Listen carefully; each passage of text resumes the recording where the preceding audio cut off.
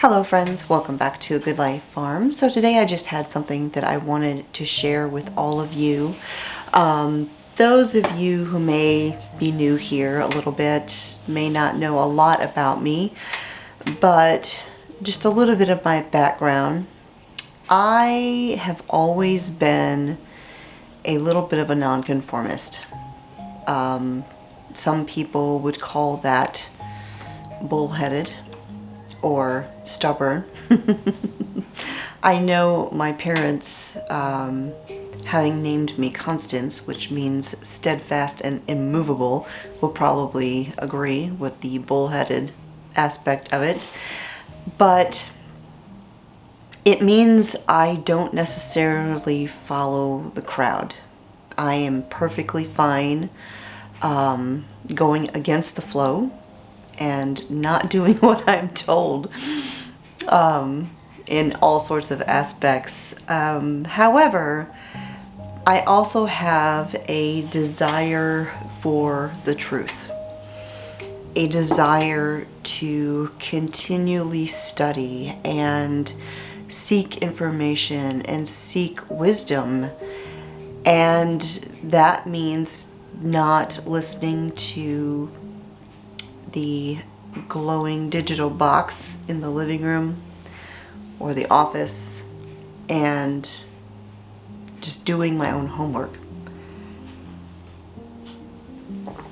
which is a good thing, but it can also be a challenge because a lot of times our culture, I mean society, church, culture in general, doesn't always look kindly on that. And I think we can definitely think of some examples in the past couple years of society pressuring you to think one way and not looking kindly on people who don't go along. Well, I've always been the kind of person who just doesn't care what other people think.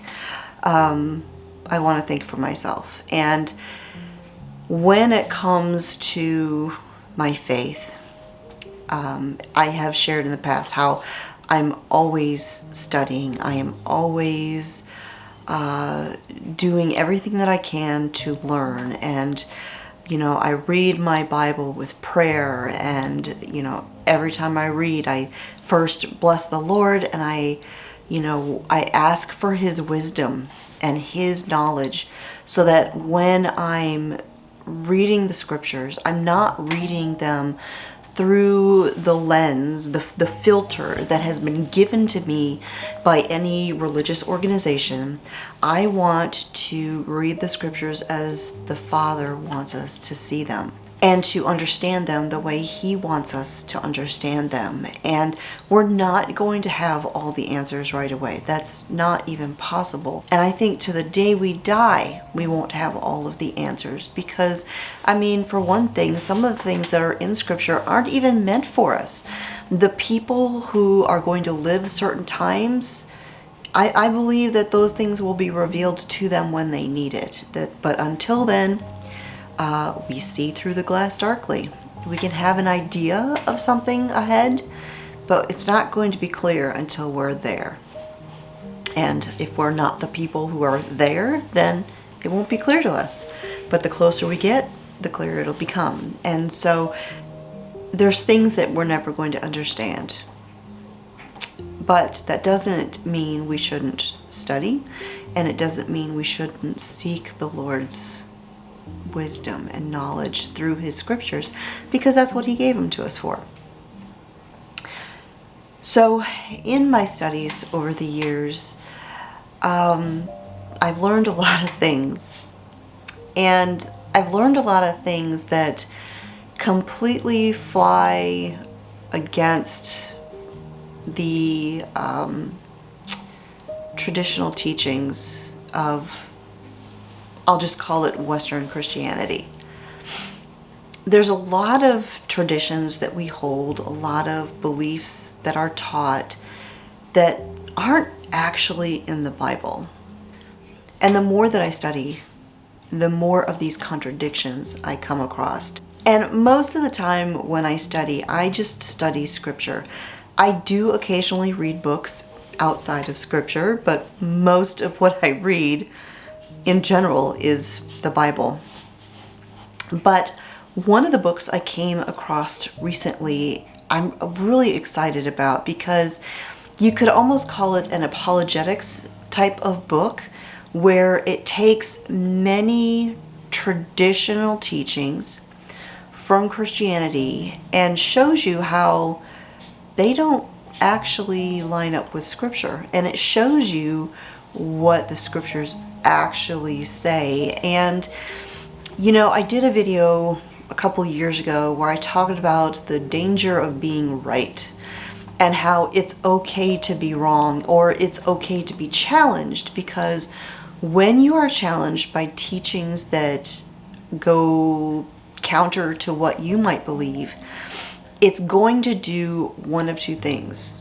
Well, one, it is going to make you dig out in the scriptures the information of whatever it is that you're debating about.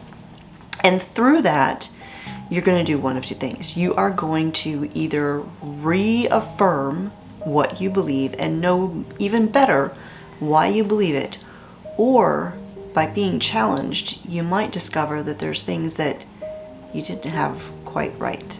So the book that I was introduced to recently is called, very simply, The Truth. The Truth Reformation 2.0. And I have begun reading this book. I'm not 100% finished with it yet, but I am thoroughly enjoying this book. And I love that it challenges mainstream beliefs about certain things, but it shows you the scripture and it shows you the historical references. And there's a lot of things that Christianity doesn't have quite right. And anyone who honestly and deeply studies their Bible is going to see these things. And this book kind of helps you dive a little bit deeper into just some of those topics. And as just a little teaser, some of the things that this book dives into is, did Jesus actually break the Sabbath? A lot of people say he did. Some of the people in the scriptures, in the epistles, say he did. But did he? And it goes into a little bit of that. Another popular teaching that it challenges is that the Jews make up all 12 tribes of Israel. Do they? Or how about that the church is not part of Israel, that we are the new covenant, the New Testament? It really challenges you and it makes you think. And so like I said, I am thoroughly enjoying this book. I've got a little bit left in it, but I didn't want to wait any further because I have 2 copies. So Katie Abafi, which I think that's how you pronounce her last name, reached out to me and asked me if I would like a copy of the book. And she offered to provide 2 copies, one for me and one for me to give away. And I enthusiastically accepted the offer. So I want to go ahead and offer a copy of the book, but not just a copy of this. Many people comment about the version of the Bible that I read, and a lot of people have said that they want to get a copy of it, or that they wanted to save up to get a copy of it. Well, I have an extra copy. I post periodically when I see these Bibles go on sale. I usually see them at christianbook.com, I think is the name, or christianbooks.com, something like that. And so when I see them on sale, I do post it. And I saw a really good sale recently, and so I ordered an extra copy. And so I am going to give away my copy of The Truth Reformation 2.0 that was written by Katie's husband Luke and provided to me by them, and a copy of the Complete Jewish Bible, Study Bible, Insights for Jews and Christians. It might say Complete Jewish Bible, but this Bible is not just for Jews because it contains both the Old and the New Testaments, or covenants. And I do have a number of different versions of the Bible, but this is my favorite version that I study with. And when you hear me reading quotes from scripture, this is usually the copy that is coming from.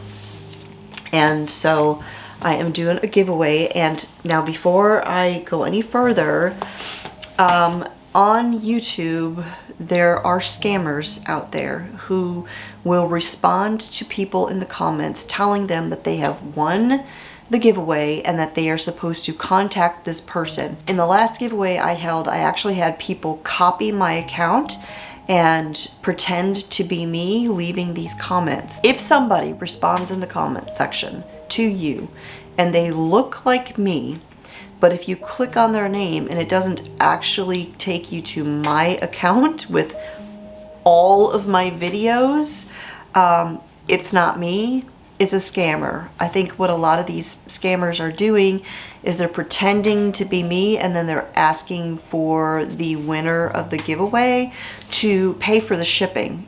It's a scam. I will not tell anyone in the comment section that they have won the giveaway.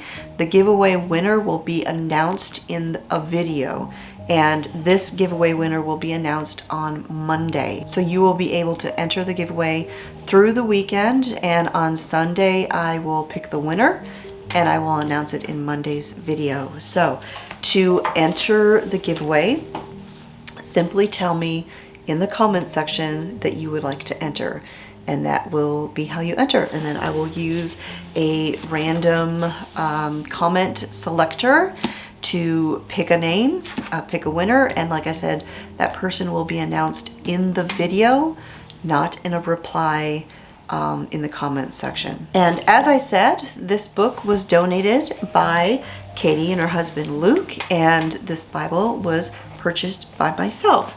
And so there are no other sponsors. There are this has nothing to do with YouTube or anything like that. This is completely independent, and I will put the link for all the rules and all that stuff in the video description down below. So that is it for today. Thanks for joining me here for a quick little chat and this announcement. And I hope you have a great rest of your week and weekend. My name is Constance at A Good Life Farm, and I'll talk to y'all next time.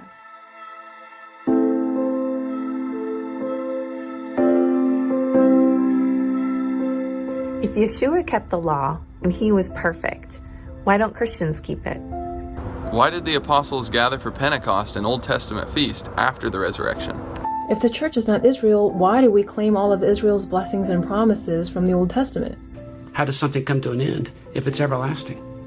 How could the definition of sin change? If the law had already been fulfilled by Yeshua as a Passover sacrifice, why did Paul travel to Jerusalem to celebrate Passover? If Yeshua broke the Sabbath, how is he still a sinless sacrifice for us? Why did Peter still not eat anything unclean even though Jesus said all foods were clean? Why did Paul say he keeps the law? Why do we act like some Torah law is ridiculous, as if it wasn't written by the creator of the universe himself? Explain how the church has the authority to rewrite the fourth commandment. Doesn't it make more sense that disobeying the law, rather than obeying the law, tramples on the purpose and sacrifice of Yeshua? Why did Paul say the law is spiritual? If no man can judge me for the holy days I celebrate, can I celebrate Wiccan ones? The Father tells us that his laws are not too difficult to keep. So why do you say that they are? Paul wrote we should keep the Feast of Unleavened Bread. Why don't we? If Yeshua celebrated the Sabbath on Saturday, why don't you?